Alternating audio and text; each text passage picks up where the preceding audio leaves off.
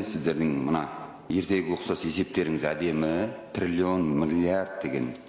Мен ондайға тілі келмейтін сайлаушылардың сұрағын қойғым келіп отыр. Нақтылы барлығыңызға негіз бұл сұрақ, бірақ нақты жауап беру. Еңбек және халықты әлеуметтік қорғау министрінің орынбасары Сағындықова Назгүл Ерікқызы бар ғой осында. Өте қуаныштымын. Қолыңызда қаламсап пен парақ болса алсаңыз жақсы болатын еді. Мен сізге цифрлар келтірейін. Өйткені сіздер цифрды жақсы көресіздер. Бұл қарапайым арифметика. Орташа статистикалық отбасының бір айлық шығындары. Сіздердің министрлік ең төменгі айлық 85 мың теңге деді.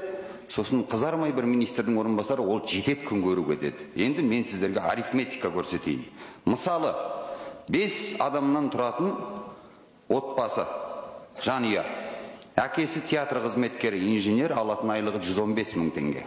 Шешесі кітапханашы, сіздердің жетет деп отырған 85 мың теңгелеріңізді алады.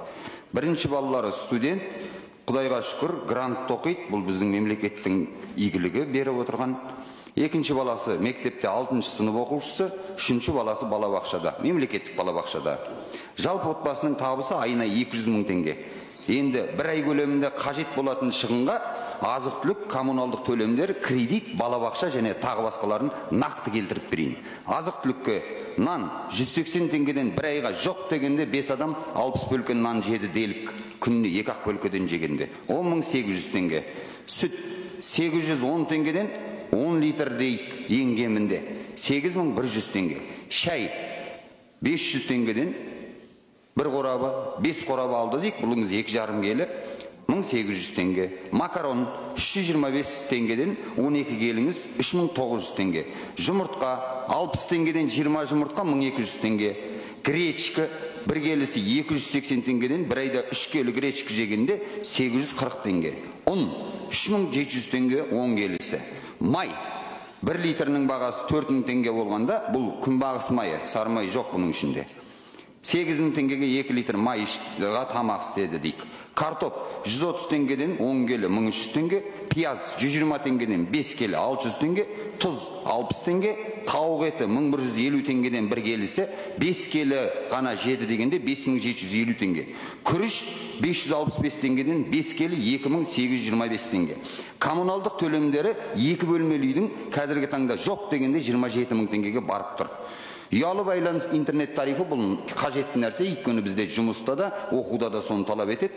7 мың теңгеден 4 адамға 28 мың теңге.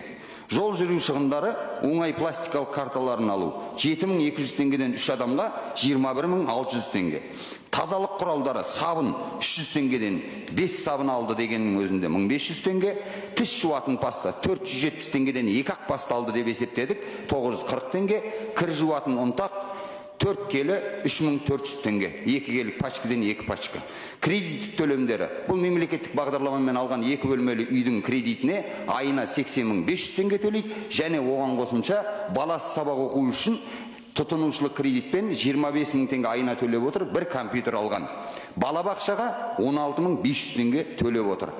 Енді келейік, азық-түлік себебі 55.615 теңге, кредиттік төлемдер 80.500, қосу 25.000, 105.500, жол жүру шығындары 21.600, коммуналдық төлемдерге электрлы 27.000, ұялы байланыс интернет тарифы 28.000, балабақша 16.500. Жалпы шығын сомасы қанша шықты?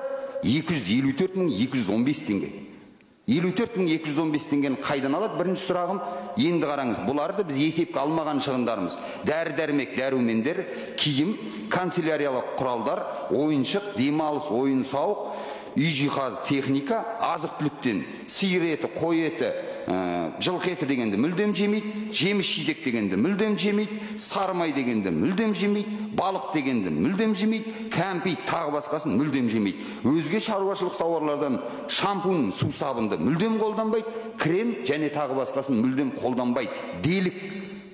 Енді сіздердің министрліктеріңізге үлкен сұрақ, мен бұны ашық хат қылып министрлеріңізге де әлеуметтік желіден жариялайым. Қалай есептедіңіздер және осы отбасы қалай күн көреді? Рахмет. Рахмет.